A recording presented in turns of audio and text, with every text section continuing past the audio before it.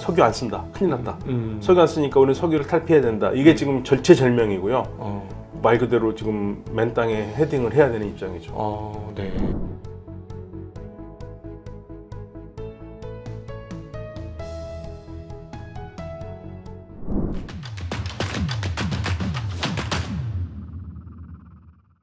안녕하십니까. 증시학도TV 시청자 여러분, 투자자 여러분, 반갑습니다. 오늘 여러분들이 정말 좋아하시는 중동 문제 한국 최고의 전문가분을 또다시 여러분의 열의와 같은 성원에 의해서 모시게 된 거 정말 기쁘게 생각합니다.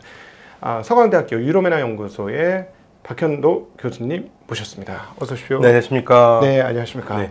지난번에 나와주셔가지고 저의 머릿속에는 완전히 지각 변동이 있었습니다. 아이고. 예, 그래서 개인적으로는 뭐 이 중동 싸움은 종교적인 싸움이 아니었나 했는데 오히려 종교적인 싸움이라기보다도 이란이 어떤 종교혁명을 통해서 그걸 가지고 그걸 수출하는 과정에서 중동 국가들 간에 일어난 불협화음이었고, 그리고 네. 또 이스라엘 같은 경우는 자국의 시오니즘으로 인해서 그 시오니즘을 중심으로 나라가 돌아가고 있기 때문에 그 여타의 어떤 그 중동 국가와 이렇게 좋은 관계를 형성하지 못하고 있고, 그리고 또 중동 내에서도 그 헤즈볼라 세력은 또 환영받지 못하는 세력이고, 뭐 이런 것들을 배우면서 현재 중동에 대해서 정말 우리가 알고 있는 게 정말 너무 피상적이고 잘못된 내용이 많았구나, 이런 걸 많이 느꼈거든요. 그러니까 제 무슬림 친구들도 뭐 이란 친구들도 그렇고 다 얘기하는 게 종교는 피상적이고 결국에는 정치적인 싸움이 종교적인 옷을 입고 한다. 그런 얘기를 하고 있습니다. 네.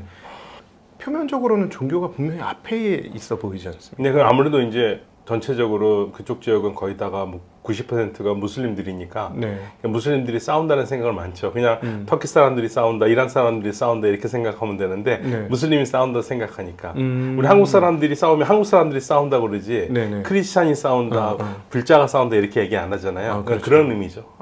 네. 그러면은 그 결국은 이제 이슬람은 껍데기고 각 국가 간의 어떤 지정학적인 상황에 의해서 서로 주고받으면서 막 이렇게. 네, 저는 종교보다도 더 중요한 게 지정학적인 상황이라고 많이 생각을 해요. 최근 들어서 더 그게 굳혀지고 있고요. 그러면은 이제 중동 문제를 한번 다뤄보면 지금 사우디하고 같은 중동 국가인데도 불구하고 친한 국가가 있고 친하지 않은 국가가 있지 않습니까? 그렇죠. 네.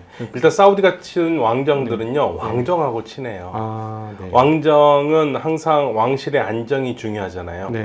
그러다 보니까 공화정에 대해서는 그렇게 좋은 생각은 없다고 봐야 될까요? 아무래도 왕정끼리 친하고 GCC 6개 국가와 함께 이제 그 GCC에 들어가 있지 않지만 왕정으로 있는 옆에 있는 요르단, 그리고 모로코, 이런 나라들과 친하죠.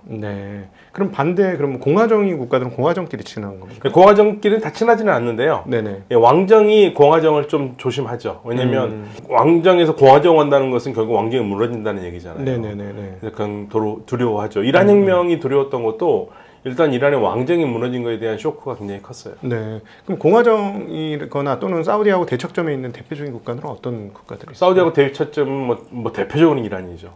이란이고. 지난 시간에 저희가 공부했던. 이란이고. 그리고 그전에는 이라크하고 사이 안 좋았어요.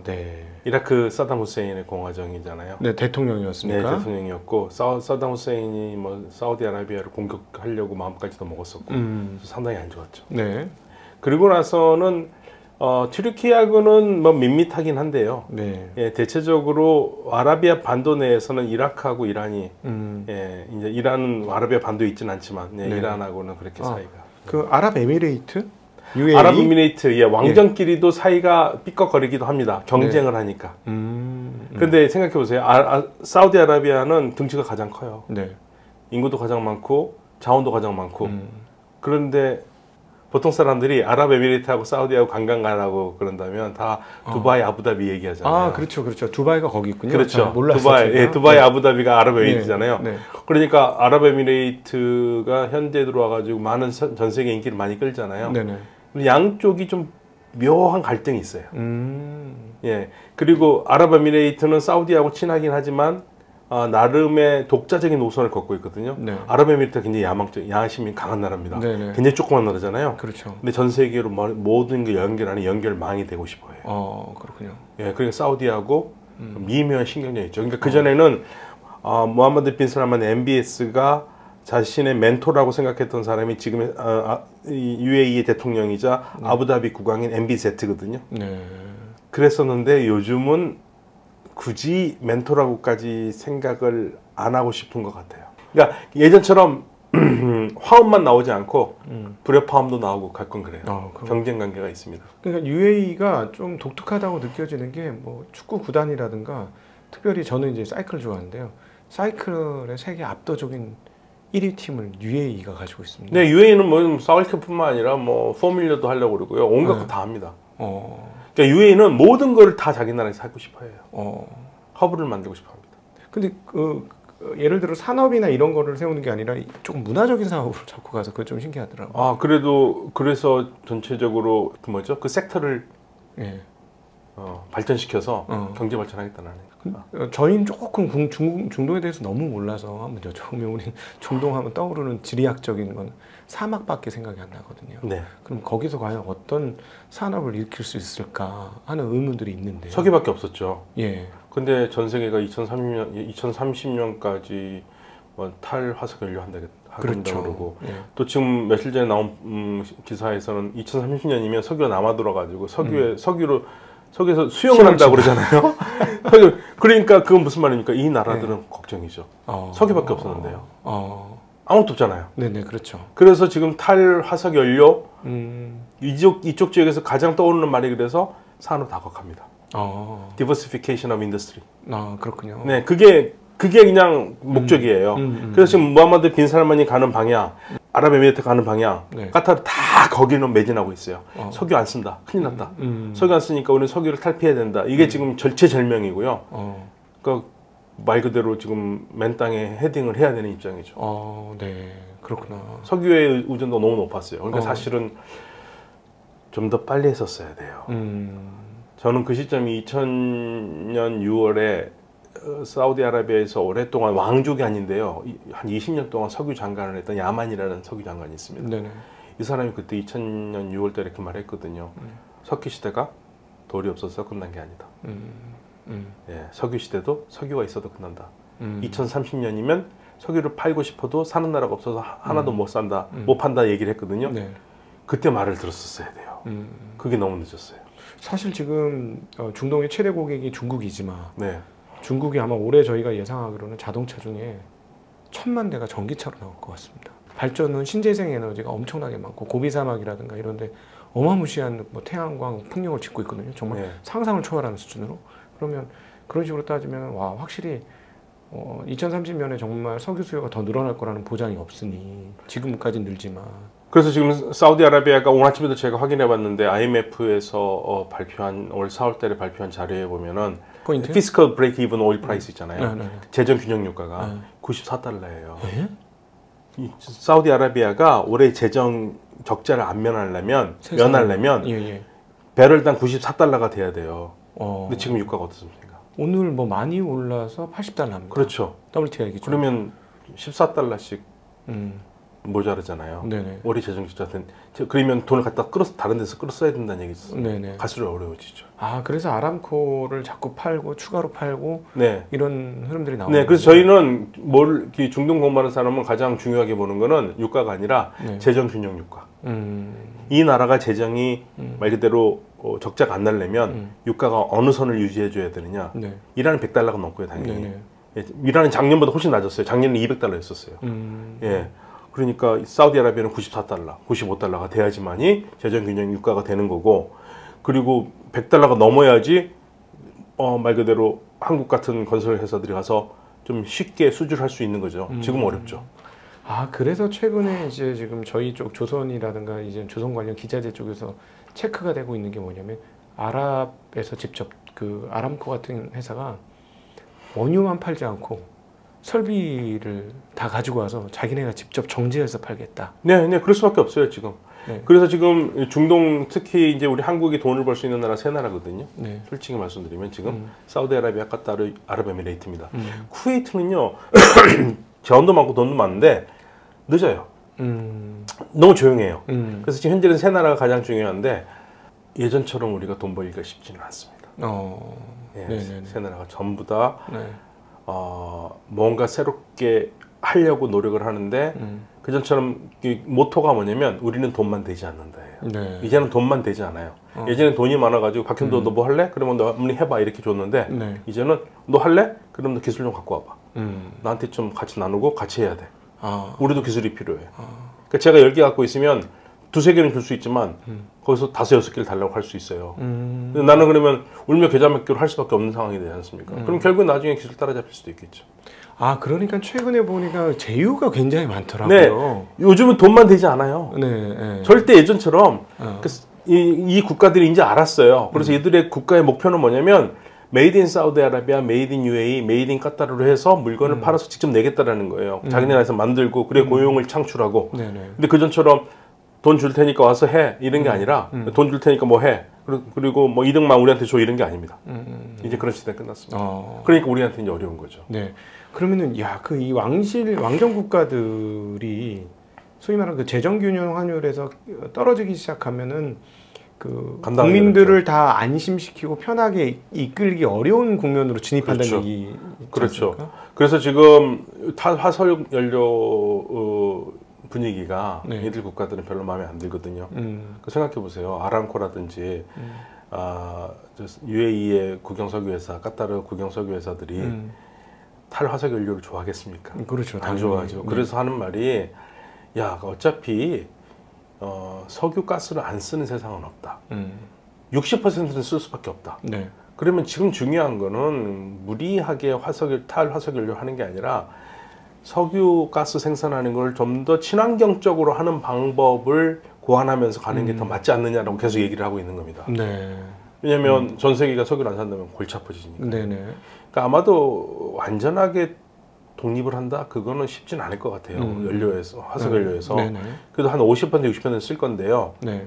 그럼 쓰지는 않느냐? 50% 쓰니까 그래도 쓰는 거죠. 네. 그런데 사실 생산 국가 입장에서 봤을 때는 100을 팔다가 50, 60 판다면 이 나라 어떻게, 그 나머지 5, 60, 4, 50을 어떻게 메워요? 그렇죠. 다른 산업을 해야 되는 거죠. 사실은 뭐 석유라는 게 파다가 안 파다가 이렇게 되는 게 아니고 한번 나오면 계속 나와야 되는 거죠. 네, 제가 알고 있기로는 파다가 중지해서 다시 열는 게 그 쉽지가 않다고 들었거든요. 네네. 예, 그러니까 이 나라들의 고민이 거기에 있는 겁니다. 그러니까 지금 모든 고민은 그거예요. 석유 없는 세상으로 갔었을 때, 그러니까 다른 것도 있고 석유도 있으면 그래 석유 덜 팔고 다른 거 더 팔아야지 하는데 아예 다른 게 없어요. 석유밖에 없어요. 그러니까 이 나라들이 지금 위기가 있는 거죠. 위기를 맞고 있는 거죠. 그래서 그걸 벗어나려고 UAE 같은 경우에는 별걸 다 하는 겁니다. 아까 말씀하신 사이클도 그렇고 뭐 관광 틈만 나면 뭔가 계속 만들어서 사람들 끌어들이고 관광 산업을 발전시키려고 그러는 거고. 예. 그러면은 합작할 수 있는 한국의 회사들은 오히려 투자 기회가 많을 수 있겠다는 생각이 드네요. 저는. 그렇죠. 그런데 이제 문제는 뭐냐면요. 상대방의 카운터파트들이 별로 없어요. 뭐 신한투자증권의 카운터파트가 저쪽에 있어가지고 이렇게 할 수 있다면 쉬운데 그걸 거의 새로 가서 만들어야 돼요. 그러니까는 산업이 불비하군요. 네. 모든 상황. 네. 그러니까 제가 이 경험을 어디서 했냐면 우리가 정부가 삼각협력을 한번 생각해보자 그래가지고 2년 전에 이스라엘, 한국, UAE를 한번 해보려고 연결을 한번 해보려고 그랬거든요. 근데 어디서 막히냐면 UAE에 마땅한 회사들이 보이지가 않아요. 우리가 협력할, 제휴할. 예. 그쪽에서는 들어오기만 하면 다 해준다고 그러는데 실체가 잘 안 보이니까 그게 문제죠. 예. 그래서 아직까지 민간 기업들이 굉장히 활발하게 움직이기에는 움직임을 보이긴 어렵다. 그러면은 그동안은 어떻게 먹고 사는 거예요? 석유를 잘 먹고 살았죠. 그럼 모든 상품, 공산품들은 다 수입이고? 네, 거의. 네. 그러니까 사우디아라비아 예를 들면 왕실이 돈 버는 법 중에 가장 쉬운 게 뭔지 아세요? 수입품 중개를 하면 되겠군요. 그렇죠. 무역업을. 그러니까 예를 들면 벤츠 자동차 총판매상을 받는 거고요. 뭐 오메가식의 총판매상 이런 거를 그 총판매 그 권한을 왕실에 있는 왕자들이 가져가지고 그걸로 돈을 버는 거죠. 거기서 마진을 획득해가지고. 네. 그러니까 그런 식으로 해요. 자기네 자국에서는. 그러니까 기본적으로 국가가 발전하려면 어떻게 발전해야 됐다는 그 아이디어가 그리 없이 그런 식으로 돈을 벌어왔어요. 그러니까 빈부차도 심하고요. 그러면 주로 유통업만 있었겠네요. 주로 유통업이죠. 그러니까 아랍 사람들이 유통 좋아하죠. 원래 아랍 사람 상인들이 오랫동안 그 아, 낙타를 끌고 왔다 갔다 했으니까. 상인의 그 기질 있잖아요. 네. 그래서 몇 년 전에 조사에 따르면 대학생들이 가장 하고 싶어하는 게 트레이더예요. 제조업이 아닙니다. 제조업이나 이런 것들은 우리나라에서는 굉장히 강한 거고요. 네. 그쪽에는 제조업 기반이 그래서 없어요. 주로 체인지, 그 트레이드 하는 게. 네. 그렇군요. 아니 그러면은 또 궁금한 게 그 이슬람 문화가 과거에 정말 영화로 왔다, 엄청났다, 네, 네, 문명이 최고로 앞섰고 뭐 지난번에 말씀하셨던 의료도 다 이슬람에서 배워서 유럽이 갖다가 쓴 거고 막 그렇게 했는데 아니 이렇게 아무것도 없는 허허 벌판에서 그게 어떻게 되는지 갑자기 궁금해지는데. 아니죠. 지금의 우리가 말하는 걸프 지역에서는 네. 걸프는 이슬람의 중심지가 아니었죠. 아 그렇군요. 네. 걸프가 중심지가 네. 아니라 강이 있어서 물 수자원이 풍부한 메소포타미아죠. 아 성경에 나오는 성경의 그 발상지군요. 네, 지금의 이라크, 시리아 이쪽 지역이 문명의 중심지였죠. 아 그러니까 우리가 과거 이제 바빌로니아라든가, 네, 그럼요. 메소포타미아라든가, 예, 그리고 페르시아, 네, 페르시아 연결되는 그 라인에서 문화가 있었던 거죠. 그러니까 위대한 학자들이라든지 위대한 사람들은 딱 그쪽 지역에서 나왔죠. 아 그렇군요. 아라비아 반도 지금 우리 아라비아 반도 사막 많은 지역 있잖아요. 네. 여기가 뜨기 시작한 거는 석유 나오면서부터예요.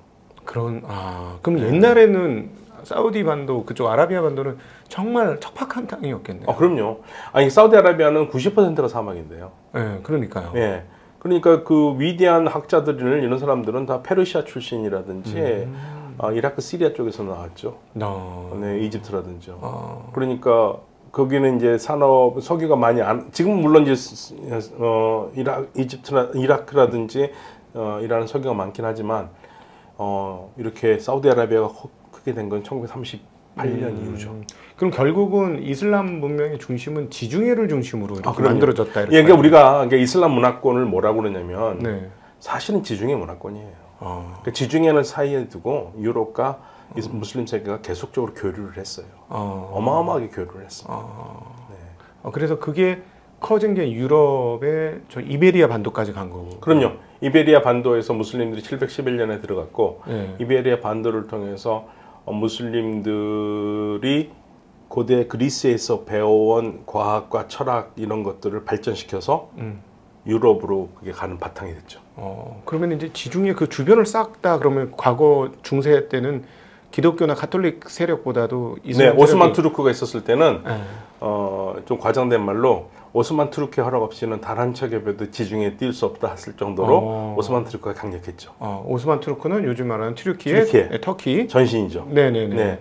그래서 사실은 연결되는 문화예요. 예. 연결되는 문화고 무슬림들이 그런 면에서 영향을 많이 줬고 그래서 우리가 이슬람 역사를 공부하는 저희들이 하는 말은 이제 그 학자 중에 저희들이 존경하는 고이타인이라는 학자가 있거든요. 네. 이 고이타인 학자가 이슬람 문명을 어떻게 얘기하냐면 Intermediate Civilization, 중간자 문명이다. 서양이 잃어버렸던 고대 그리스의 위대한 업적을 흡수해서 네. 발전시켜서 유럽에 전달해 줬던 전달자 문명. 그러면은 중간자 문명. 갑자기 이런 질문인데 철학에서도 아리스토텔레스라든가 뭐 플라톤의 영향을 중동에서도 받았을까요? 그럼요. 무슬림들이 그러니까 사실은 정확하게 하면은 아리스토텔레스라든지 플라톤의 책이 다 그리스어로 써 있잖아요. 네네. 그거를 아랍어로 옮긴 사람들이 시리아어를 쓰는 크리스천들이에요. 그 사람들이 네. 아랍에 살았잖아요. 네네. 그러니까 시리아어하고 아랍어는 굉장히 가까운 언어예요. 예수가 썼던 게 시리아어거든요. 그러니까 네네. 시리아어가 뭐냐면 아람어의 시리아 지역 방언을 시리아어라고 그래요. 네. 예수가 썼던 그 말이에요. 아람어예요. 아람어라고 하죠. 아람어. 네, 예수가 마르코 복음에서 그 십자가에 못 박혔었을 때 그 말을 하잖아요. 성경은 그 신약 성경은 그리스어로 써 있으니까 예수는 그리스어를 한 사람이 아니거든요. 그래서 엘리 레마 엘로이 또는 엘리 레마 사박타니 하잖아요. 엘리 나의 주여 레마 왜 사박타니 저를 버리시나이까거든요. 아랍어로 해볼까요? 엘리 일라이 레마 사박타니 타박타니 거의 비슷하네요. 거의 비슷해요. 예. 그러니까 이 아람어를 쓰는 사람들이 아랍 사람들하고 같이 살았었고 그 사람들이 그거를 아랍어로 옮긴 거예요. 네. 그리스어로 된 거를. 네. 거기서 그 책을 보고 아랍 사람들이 철학을 하고 의학을 했고요. 네네. 그거를 발전시켰고 그 발전시킨 거에 유럽으로 간 겁니다. 유럽으로? 네, 유럽으로 갔어요. 그럼 거기서 말하는 유럽은 뭐 프랑스, 독일 이런 쪽 유럽입니까? 스페인 쪽에서 프랑스 쪽으로 가고 갔죠. 왜냐면 제가 가장 존경하는 철학자가 이븐 루슈드인데요. 이 사람이 12세기 사람인데 이 사람이 지금 스페인 지역에서 살았거든요.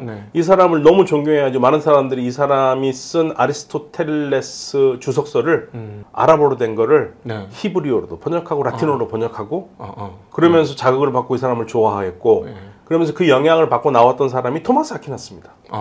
토마스 아퀴나스가 그래서 내가 이븐 루시도 더 뛰어나다고 막 그런 얘기를 했을 정도로. 예. 그러면서 유럽이 자극을 받았고 자극을 받으면서 야 그럼 우리가 원전을 봐야겠다 하고 그리스어를 원전을 이제 르네상스부터 보기 시작하면서 유럽이 완전히 이 무슬림 지역을 완전히 넘어섰죠. 야 그러면 이제 중세 시대는 정말 차이가 엄청났겠네요. 중세는 거의 뭐 모르겠습니다. 저는 그걸 어떻게 평가해야 될지 모르겠는데 아무 일도 없었던 것처럼 수백 년이 역사에서 지나가거든요. 너무 편안하게 잘 지냈을 수도 있고 어떤 사건도 없었고 그러니까 교회만 열심히 다니면서 이 자기 일 열심히 해서 그래서 아무 사건이 없기 때문에 기록이 없는 건가? 아니면 누가 말하는 것처럼 뭐 르네상스적 입장에서 뭐 암흑 시대였기 때문에 그런 건가? 뭐 이런 여러 가지 생각이 뭐 암흑 시대는 너무 과장된 말이고요. 많은 거에서 새로운 거를 받아들이고 있었죠. 그 영향을 받고 있었고요. 그게 무슬림들의 영향입니다. 예를 들면 근대 서양 의과대학에서 근대 전까지 교과서로 썼던 게 이븐 시나의 의학서예요.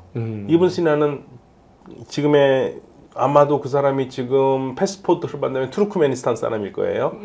예, 국경이 그렇게 돼 있으니까. 그 당시 페르시아어를 쓰던 사람이고 지금 이란의 모국어인 페르시아어를 쓰는 사람이고 이 사람이 쓴 책이 번역이 돼서 근대 교과서 근대 서양의 의과대학의 교과서로 썼어요.